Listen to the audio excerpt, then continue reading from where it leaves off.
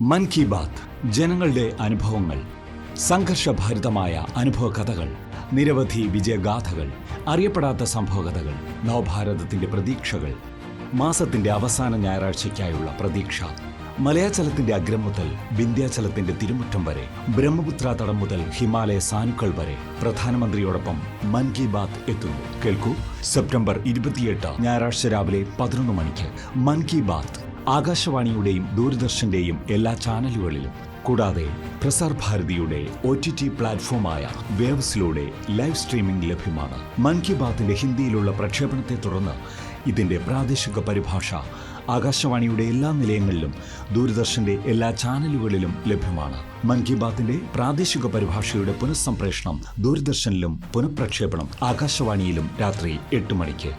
മറക്കാതെ കാണുക, സെപ്റ്റംബർ 28 ഞായറാഴ്ച രാവിലെ 11 മണിക്ക് മൻ കി ബാത്ത്.